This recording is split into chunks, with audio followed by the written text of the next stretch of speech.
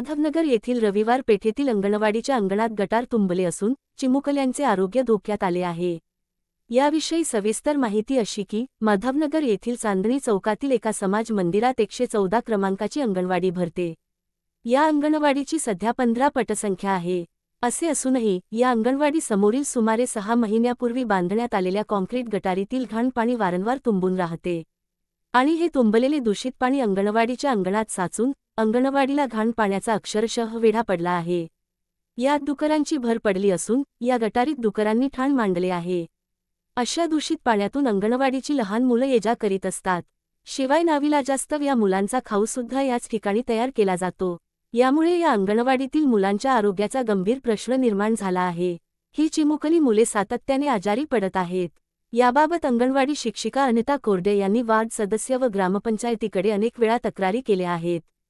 मात्र ग्रामपंचायत याकडे अक्षम्य दुर्लक्ष करीत असल्याची दुर्दैवी खंत शिक्षिका अनिता कोरडे यांनी व्यक्त केली आहे। यामुळे चिमुकल्यांच्या आरोग्याचा प्रश्न गंभीर बनला असून त्याचा दुष्परिणाम अंगणवाडीच्या पटसंख्येवर होत आहे। सुजाण पालक आपल्या मुलांना अंगणवाडीत पाठविण्याकडे कानाडोळा करीत आहेत।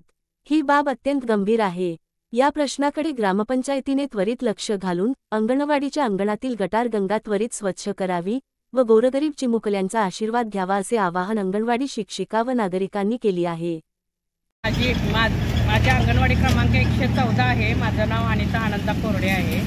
तिथं पाणी त्यांनी हे केलेलं आहे, गटारी मोठ्या केलेल्या आहेत खरं, तरी पण पाणी अडकतंय तिथं आणि ते सगळं अंगणवाडीच्या समोर येतंय। तरीसुद्धा त्या अंगणवाडीजवळ मुरुम टाकायचं, काय करायचं, सुधारणा करायचं काही करत नाही आहेत ग्रामपंचायत। किती वेळा सांगितलंय जवळ अतिक्रमण आहे म्हणतात।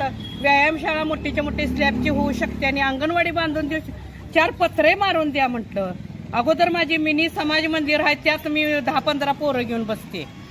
किती हाल होतंय माझं मला माहिती, त्यातच खाऊ शिजवतोय आम्ही। 15-20 पोट आहे माझा खरं, तरी पण बी मुलं तिथं जागा पुरत नाही म्हणताना आम्ही मुलं थोडीशी बोलवतोय अंगणवाडीत। काहीतरी करा खरं, ग्रामपंचायतीनं हे माझं अंगणवाडीचं काम करायला पाहिजे आहे।